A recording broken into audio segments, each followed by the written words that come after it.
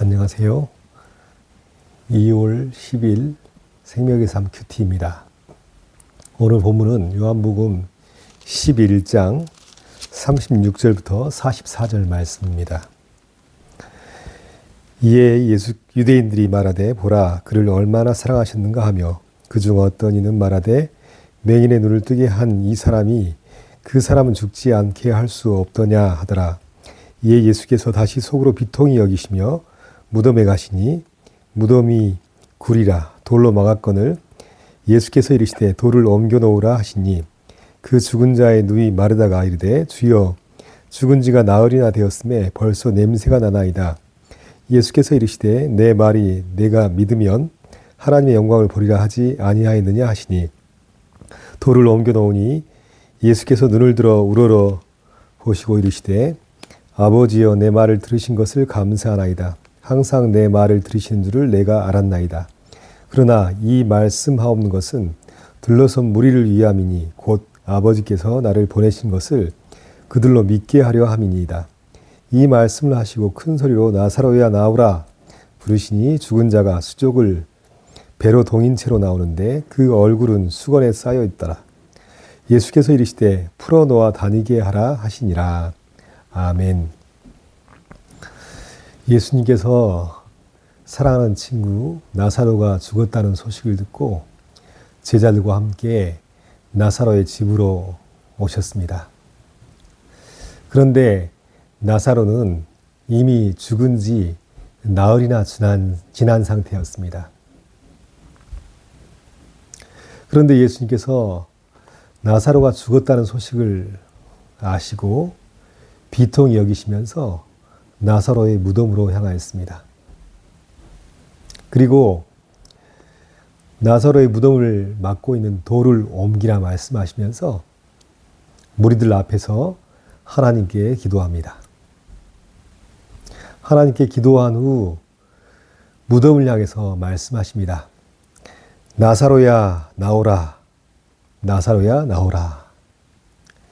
예수님께서 부르실 때 죽은 지 나흘이나 지나서 시신이 부패하여 냄새가 나던 나사로가 수족을 배로 동인 채로 얼굴을 수건으로 가린 채로 일어나서 무덤 밖으로 나오게 되었습니다.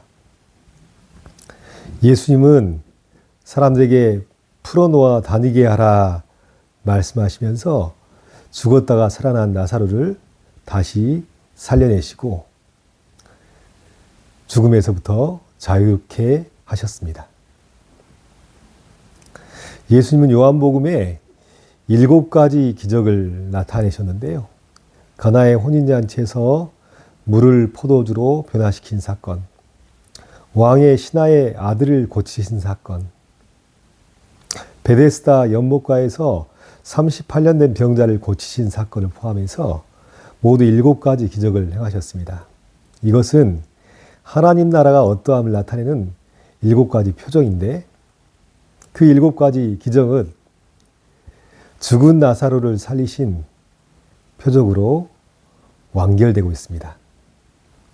결국 하나님께서 말씀하신 하나님 나라는 죽음을 이기고 승리한 부활의 나라이고 영원한 나라라는 것을 나사로를 살리신 표적을 통해서 나타내 보이신 것입니다. 인간은 누구나 다 나사로가 죽고 그 시신이 부패하여서 썩고 소멸해 가는 길로 향하고 있죠. 이 죽음으로 향하는 모든 방향은 이 세상 어느 누구도 피할 수가 없습니다. 모두가 다 한때 힘있게 살아가지만 죽음의 강력한 힘 앞에 블랙홀에 빨려 들어가듯이 빨려 들어갈 수밖에 없습니다. 그런데 예수님께서 나사로를 살리신 사건을 통해서 예수님이 주시는 하나님 나라는 죽음을 이기고 승리한 영원한 나라라는 것을 우리에게 보여주고 있습니다. 정신분석학자 프로이트는 인간을 움직이는 원초적인 두 가지 힘을 그리스 신화에 나오는 두 신의 이름을 차용하여서 이야기합니다. 하나는 에로스요, 하나는 타나토스입니다. 에로스는 사람을 살게 하고 의욕적이 되게 하고 또 개인을 결속시키고 가정을 하나 되게 하고 민족과 국가를 하나 되게 하는 생명의 힘을 이야기하고요. 타나토스는 절망하게 하고 우울하게 하고 낙심하게 하고 또 죽음과 파멸을 가져다 주는 힘이라고 이야기합니다. 살아있는 동안 인간 안에 에로스와 타나토스 힘은 계속해서 우리 삶 가운데 때로는 의욕을 가져다 주고 때로는 절망을 가져다 주고 때로는 생명의 힘을 가져다 주고 때로는 죽음에 이르게 하는 그러한 변화를 가져다 두는 원초적인 힘이 된답니다. 그러나 결국 생명을 뜻하는 에로스의 생명력도 죽음을 뜻하는 타나토스에 정복되어서 모두가 다 죽음으로 향하는 것이 시간 속을 살아가는 인간의 운명이었습니다. 그러나 예수님은 영원한 하나님 나라에서 시간을 뚫고 이 땅에 오신 하나님의 아들이십니다. 하나님의 아들 예수님께서 시간을 뚫고 이 땅에 오셔서 가져다 주신 생명은 시간 속에서 잠깐 불꽃을 내면서 활활 타다가 소멸하는 에로스와 같은 것이 아니라 아가페오와 같은 영원한 사랑으로 영원한 생명으로 우리 가운데 함께 하시면서 결국은 죽음을 이기는 부활의 생명으로 영원한 생명으로 우리의 삶 가운데 능력 있게 나타나는 것입니다.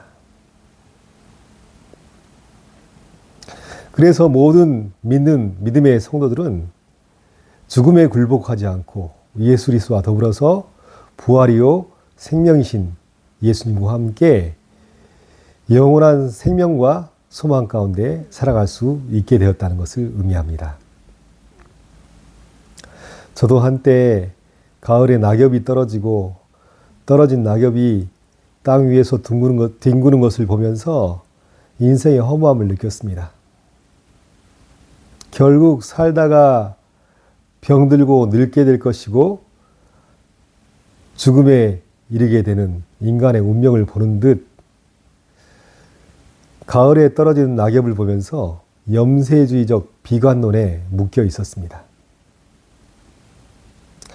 그러나 무덤 속에 나사로를 살리시고 꽁꽁 묶여있던 나사로의 시신을 풀어 다니게 하시고 죽었던 자에게 생명을 주시는 부활의 예수님을 만나고 안 이후에 낙심하고 절망하고 염세주의적 비관론에 빠져있던 모습에서 이제는 부활의 산소망을 가지고 믿음의 삶을 살아갈 수 있게 되었습니다. 특별히 예수님은 나사로를 살리시기 전에 무덤을 가로막고 있는 큰 돌을 옮겨 놓으라 말씀하셨습니다. 이 돌은 예수님의 말씀이 무덤 속 나사로에게 닿지 못하도록 가로막고 있는 장애물과 같았습니다. 모든 인간에게 무덤을 가로막고 있는 큰 돌처럼 예수님의 말씀을 믿지 못하고 예수님의 말씀을 듣지 못하게 하는 큰 돌이 가로막고 있습니다. 의심과 불신과 자기 생각이란 돌입니다. 이 돌을 옮겨놓고 이제는 나사로야 나오라 말씀하셨던 예수님의 말씀이 우리의 심령 가운데 우리의 이름을 부르고 죽음에서 우리를 살리시는 능력으로 역사되어지고 이제는 더 이상 죽음에 묶여있는 자가 아니라 예수님의 생명과 예수님의 말씀에 따라서 부활의 소망을 가지고 참 자유함을 누리며 이 땅 가운데 영원한 생명을 가지고 살아가는 하나님의 백성이 되어야겠습니다.